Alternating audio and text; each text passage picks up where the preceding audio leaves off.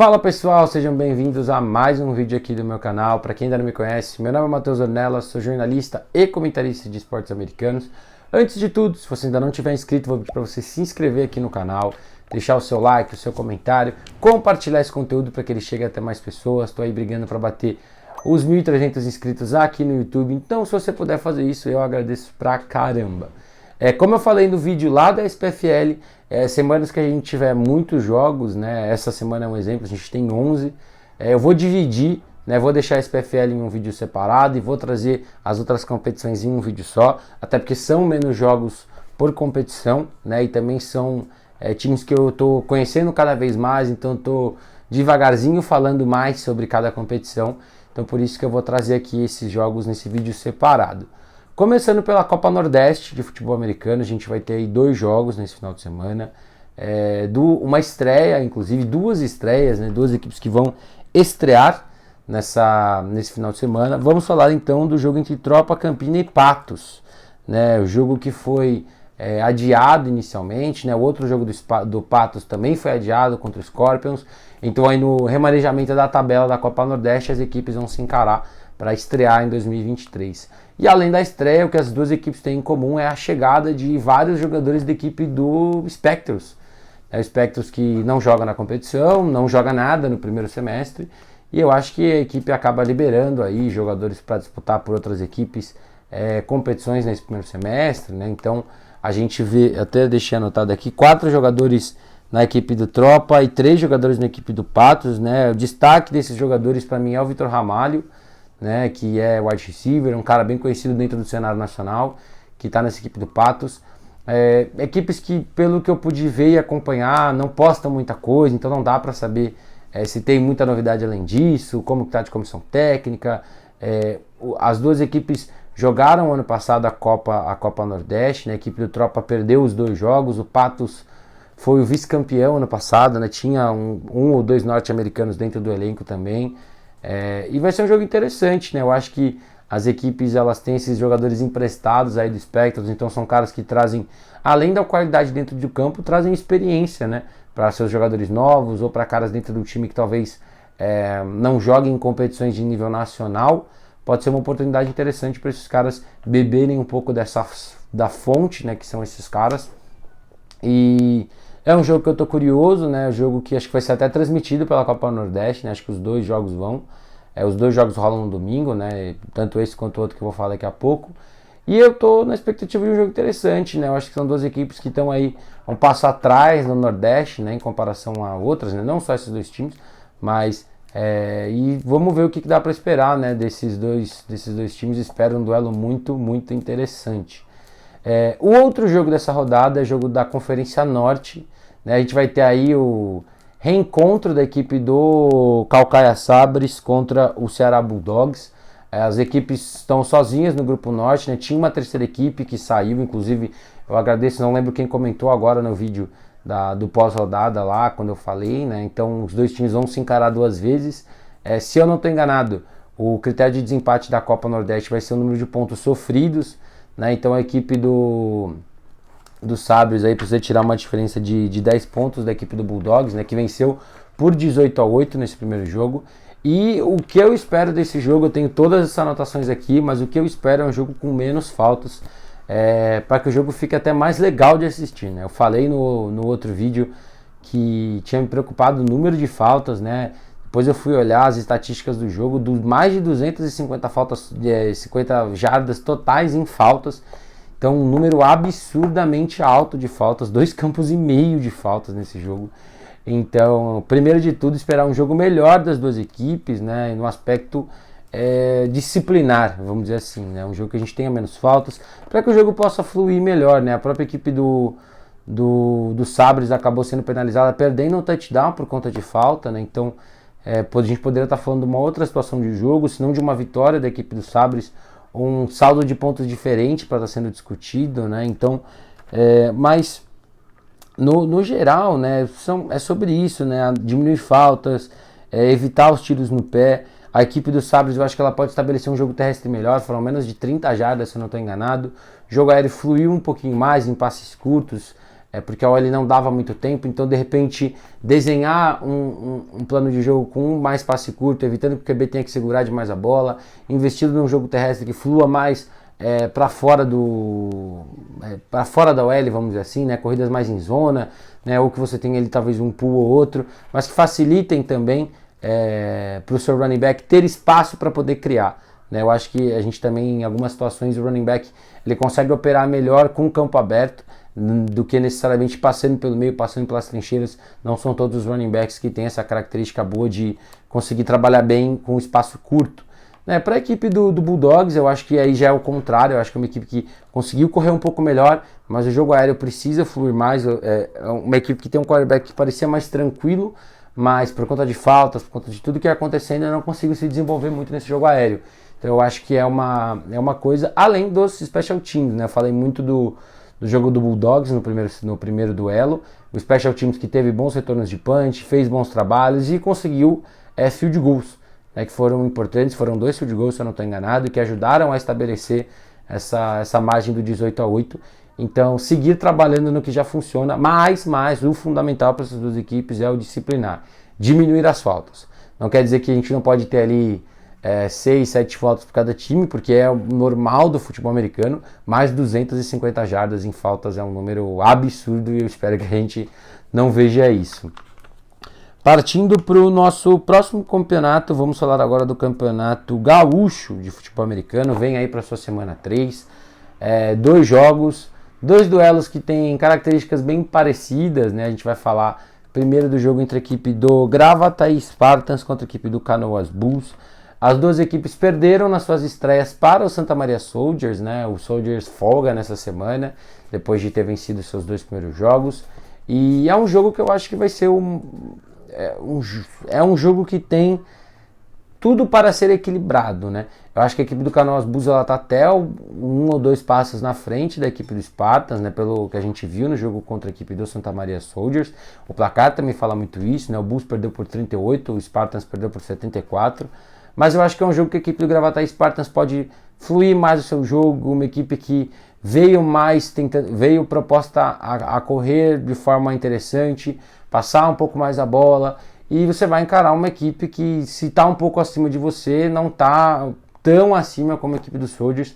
Então é uma oportunidade para a equipe do Gravataí conseguir ajustar algumas coisas. Defensivamente também, a gente viu que foram 5 passes para touchdown do Douglas, onde basicamente era matchups, né, de receivers que a secundária não conseguia cobrir, não conseguiam fazer nada, né, e eles ficavam livres muito rápidos. E para a equipe do Bulls eu acho que também é testar mais coisas, rever o vídeo do jogo contra a equipe do Santa Maria, entender como conseguiu pontuar, o que consegue parar defensivamente do que viu da sua própria equipe, do que a equipe do Spartans propôs. Mas é um jogo que você está aí com mais chances de testar e mais chances de ter sucesso, né? Para mim é um jogo que fala muito sobre isso, né? Às vezes em campeonatos estaduais com menos times, né? Às vezes a gente fala de São Paulo, tem 3 divisões, que você consegue dar uma espalhada nisso, né? Para você evitar alguns duelos que são muito desfavoráveis, mas nessa situação, né? Campeonatos que tem menos times, não dá para fazer isso. Então essa é a oportunidade para as duas equipes mostrarem mais, né, dentro do jogo. Mas para mim a equipe do Bulls é favorita, sim. Eu acho que é uma equipe que vem aí com, até pelo que a gente viu no primeiro jogo, tem um pouco mais de condição para vencer. O outro jogo do Gaúcho também são de 2 times que perderam na estreia para o mesmo time, né? Temos o jogo de Carlos Barbosa Chimango e Erechim Coroados, que perderam na estreia para a equipe do Pumpkins, né? Então o Pumpkins também folga nessa rodada, outra equipe que está 2-0, outra equipe que está num patamar acima desses outros times do Campeonato Gaúcho. Mas esse é um duelo que eu olho já com mais bons olhos, né? Eu acho que a equipe do Coroados começou muito bem ofensivamente falando contra a equipe do Pumpkins, mas não teve gás, né, para continuar e não se ajustou para jogar, né? Então eu acho que pode ser um jogo legal para a equipe do Erechim Coroados trabalhar um pouco mais também esses ajustes do que foi visto no primeiro jogo, do que não pode melhorar, o que é limitação de jogadores ou de quantidade de elenco, mas tem muita coisa que dá para ajustar, né, até dentro do próprio jogo aéreo. Para a equipe do Carlos Barbosa, eu acho que voltar um pouco ao plano de ser uma equipe que vai tentar estabelecer um jogo terrestre duro, um jogo terrestre bom, formações pesadas, usar o jogo aéreo com menos, assim, menos, não digo criatividade, talvez criatividade não seja a palavra ideal, mas um jogo aéreo mais simples, mas que eu acho que a equipe tem que testar mais. Eu acho que o jogo contra a equipe do Pumpkins mostrou que quando o Chimangos teve que sair um pouco da sua zona de conforto, que é o jogo terrestre, não conseguiu ter muita resposta. Então, de repente, trazer alguns pacotezinhos de passes diferentes, né, para ver o que mais dá para fazer dentro desse elenco, de repente usar os próprios running backs mais no seu jogo aéreo.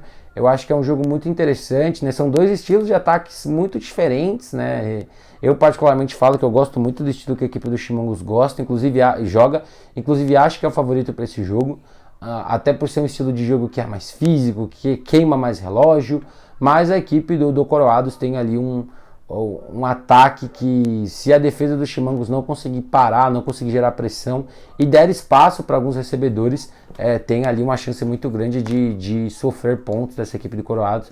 Eu acho que é um jogo mais equilibrado até do que Bulls e Spartans, mas para mim a equipe do Chimangos é favorita sim para esse duelo lá do Gauchão.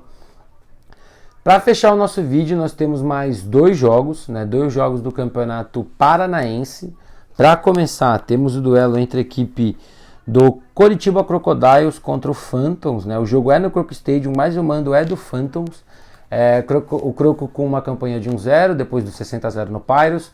O Phantoms com uma campanha de 0-1, depois do 24-0 que perdeu para a equipe do Paraná HP. A equipe do Phantoms não deu muita sorte, na verdade seja dita. Já seria difícil encarar esse Croco depois do que eles fizeram na estreia, mas esse Croco ainda vem aí com 7 reforços, né, que vieram da equipe do T-Rex. Não sei se os 7 já jogam, se parte deles joga. Acabei não falando com o Valdo sobre a questão do regulamento, se dava para inscrever mais jogadores ou não. Mas com ou sem eles é um jogo muito complicado para a equipe do Phantoms.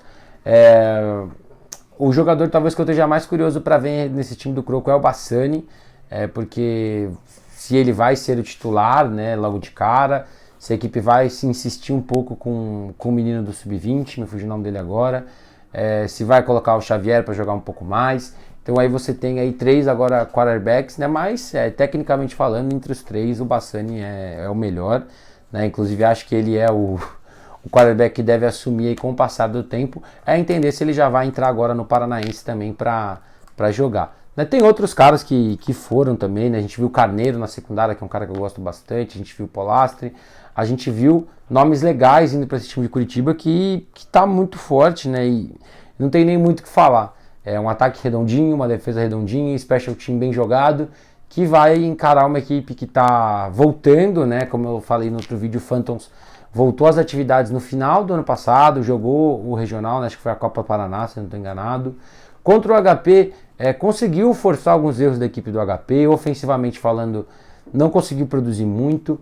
Os special teams talvez sejam o maior problema para esse jogo. Eu acho que a equipe tem que melhorar muito nesse aspecto. Espero que tenha treinado e estudado bastante daqui do primeiro jogo para esse jogo, mas é difícil falar desse jogo sem achar que a equipe do Paraná do Croco vai vencer com uma certa tranquilidade, né? Não é demérito da equipe do Phantoms nem nada, mas é que a equipe do Croco é uma equipe muito encaixada e tem aí 7 novos jogadores que devem ser titulares ou vão rodar bastante dentro desse time.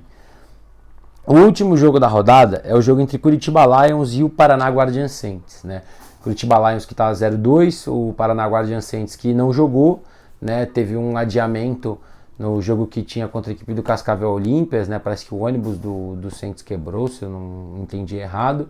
A federação ainda não oficializou se o jogo foi adiado, se vai ter alguma punição ou o que vai acontecer, mas vai ser a estreia oficial da equipe do Guardian Saints, né? Como eu disse no último jogo, uma equipe que tem 16 reforços. Leandrinho será o quarterback mesmo com todas essas chegadas, né? Inclusive agradecer aqui também nos comentários, me mandaram, eu tinha falado um outro nome que estava errado. O Leandrinho segue no comando desse ataque, né? O que tudo indica, mesmo com todas essas chegadas. É uma equipe que eu gostei muito de ver ano passado, tem uma defesa bem interessante, um ataque que agora acho que vai ser mais potencializado ainda, né? Com todas as peças que chegaram. Vai ser um duelo muito interessante. E para a equipe do Curitiba Lions, eu acho que chover um pouco no molhado, mas é uma equipe que o placar não ajuda, porque é um time que ofensivamente joga de uma forma criativa e eu gosto de ver isso, mas tem que executar, né? Teve uma situação ali de red zone, de goal line no último jogo que não conseguiu finalizar contra a equipe do Bristol Becks. Então é um time que tem que finalizar melhor ofensivamente, defensivamente tem que melhorar também contra o jogo terrestre, contra o jogo aéreo. Os special teams foi um jogo até que ok, né? Não me lembro de nenhum grande problema olhando para esse aspecto, mas é uma equipe que tem criatividade, principalmente ofensivamente falando, mas que tem que finalizar melhor e talvez até reduzir um pouco as jogadas, né? Como eu falei, de você ter às vezes um playbook mais reduzido, né? Para você conseguir executar e treinar mais, né? Eu acho que é melhor você treinar um pouco menos jogadas, mas que você consiga fazer elas funcionarem no jogo. Então, de repente, tirar algumas das corridas diferentes, ou, sei lá, escolher 2, 3 e trabalhar melhor elas. A gente vê que tem um jogo terrestre que tem options e tudo mais, então, de repente, reduzir a quantidade, mas trabalhar mais repetições de cada uma delas para tentar fazer a defesa do Paraná se complicar nesse jogo. Mas, para mim, a equipe do Paraná Guardians Saints é a favorita. E a gente aguarda aí para ver o que vai ser esse jogo. Não sei se os jogos vão ser transmitidos ou não. Provavelmente, né, pelo menos um dos jogos deve ser, ou os dois, né? O Paraná tem transmitido majoritariamente todos os jogos.